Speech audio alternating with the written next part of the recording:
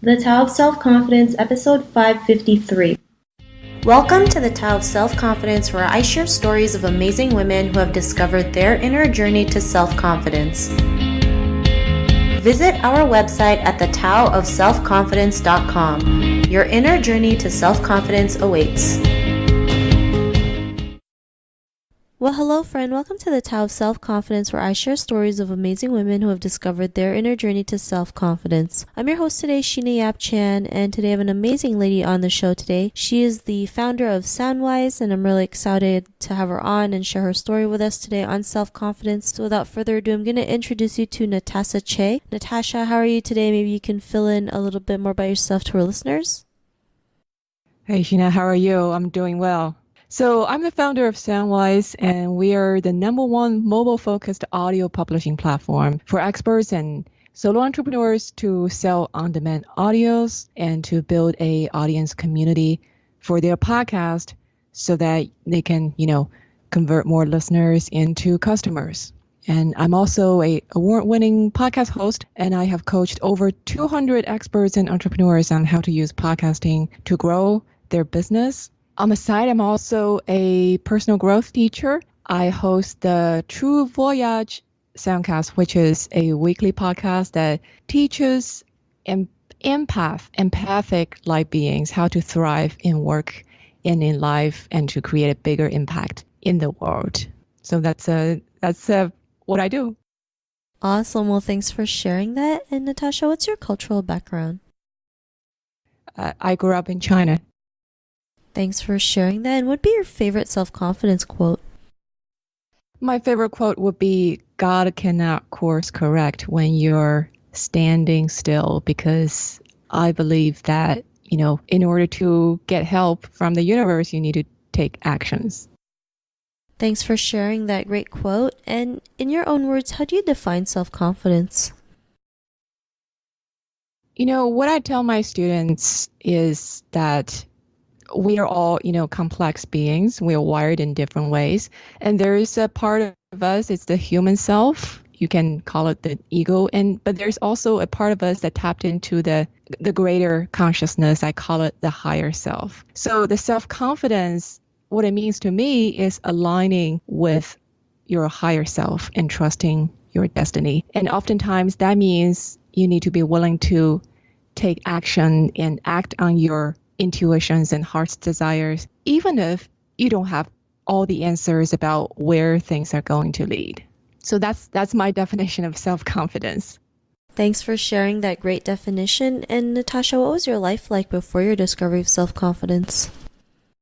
Well, before I discovered my connection with my higher self, I was like most people, feeling overwhelmed by life. And also I was very risk averse. I was, easily worried, anxious. And also, it's just like anything that I did, it felt like it takes a lot of effort because I was playing small. So that was, so that was, just like most people, I would say.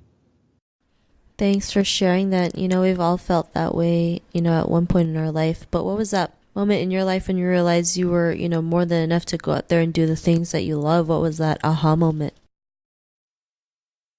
It's interesting that when people tell stories, it seems like every journey has this trigger moment when you just discovered something brand new and life suddenly changed forever. Well, that happens sometimes, that epiphany. We sometimes get that, but I would say a lot of times it's a gradual change.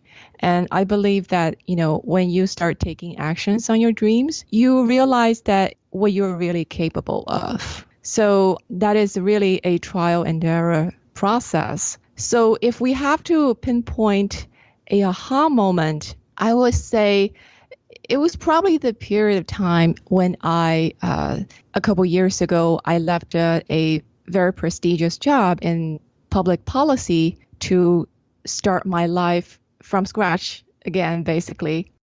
At the time, I didn't know what exactly I was going to do next. And that felt really scary. And I remember I woke up every day thinking, okay, everybody's, working and leading a meaningful life, or at least that they're occupied with something. But I was sitting here, I didn't know what I was going to do. I didn't know what my next move would be. And that was the period of very ambiguity and uncertainty. It was very hard to live through until one day I realized, you know what? I took this leap because I trust the divine plan. I trust that this is the plan of my destiny, and I trusted my gut.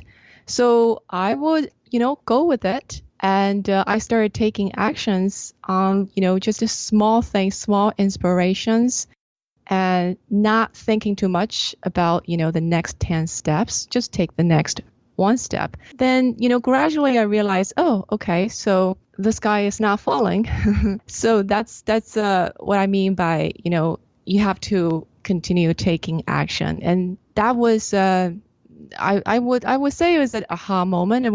It was probably more of a aha period that made me realize, no matter what happens, when you follow your heart, when you follow your intuition, good things will happen. It may not happen immediately. You may have to go through the period when you feel uncertain, when you feel, hesitant, when you have a lot of self-doubts. But, good things will happen in its due time if you follow your heart, if you follow your intuition.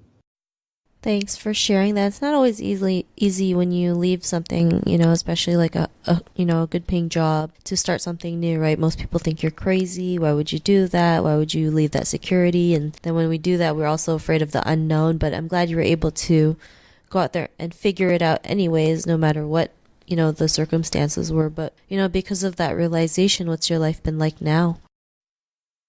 It's interesting because things have changed so much. If I look back, even just 3 years ago or 2 years ago, my life was totally different. And nowadays, I work on things that I really love to do. And I set a very clear intention every day that, everything I do, as much as I can, need to be powered by my higher self. And I try not to do things that do not feel aligned with my calling, with my heart's desire. So as a result, it really changed my life so much. I would say nowadays, I live more in the, what psychologists call the flow state a lot more often, which is a state when you really operate at your best, at your more productive, at your most, calm and centered, and at your most creative.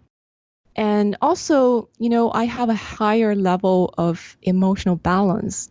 I don't get, thrown off my balance all that often by, unexpected things. Although life happens, unexpected situations happen.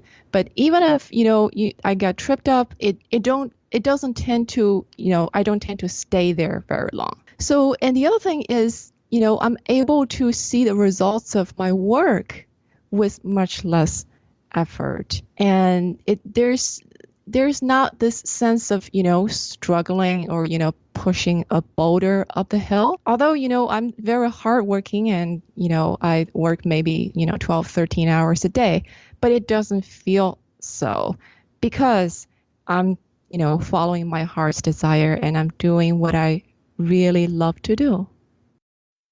Thanks for sharing that. And I love how you mentioned, you still do have 12, 13-hour days, right? When you go on your own, most people think that you don't do the work. Actually, it's more work, but it's just more work that you love doing that doesn't even feel like work. I'm glad you were able to mention that. And, to the woman who's listening to your episode, she may be in her own journey of self-confidence. What would be that one tip you would give to her? I would say, try to create your own practice to connect with your higher self more often. What I would do is a lot of times I will go on walks in nature to take a break from my work, from other things, or I would journal and writing down my conversations with my higher self and asking questions, what do I need to know? What will help me the most at this current moment? So having those conversations with my higher self is super, super helpful because it helps me get clarity on pretty much anything. I make my decisions, especially the bigger decisions, from a place of my higher self. And that feels amazing. And also it recharges you. A lot of times we women, we tend to give a lot to other people. We tend to be the caretakers. So a lot of times we don't tend to, we kind of disregard our own needs and disregard a lot of our own desires. So I find the practice, connecting with your higher self in a quiet space where you can be by yourself is incredibly helpful. I would try to, at least set an intention to make it a daily practice. It doesn't need to take long, maybe 10, 15 minutes a day. Thanks for sharing those great tips. And if our listeners wanted to get to know a little bit more about you and what you do or check out some of your work, is there any links or social media profiles we can connect with?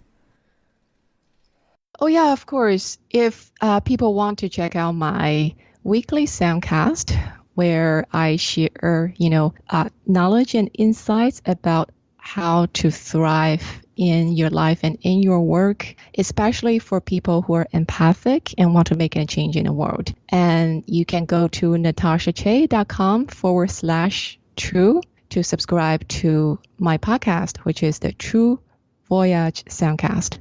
And also for people who may be interested in starting your own podcast, or, if you have audio products that you created for sale, Soundwise is a great way to actually put that product in front of more audience and increase the lifetime values of each of your customers, because we allow you to sell your audios directly. We allow you to your listeners to buy audios directly from their phone. So you can go to mysoundwise.com if you want to check that out. Thanks for sharing that. And to our listeners, if you want to connect with Natasha, you can also head on over to thetowofselfconfidence.com and search for Natasha's name. Her show notes will pop up along with everything else that we talked about. And I really just want to thank Natasha for taking the time to share her story and tips with us on self-confidence. So thank you so much, Natasha. Thank you, Sheena. Not a problem. It was really great having you on the show. And to our listeners, be on the lookout for another new episode of another amazing woman's journey to self-confidence. And we'll talk to you soon. Bye for now. Thank you for tuning in to another amazing episode of The Tao of Self-Confidence. Get your free audiobook by visiting our website at thetowofselfconfidence.com. Your inner journey to self-confidence awaits.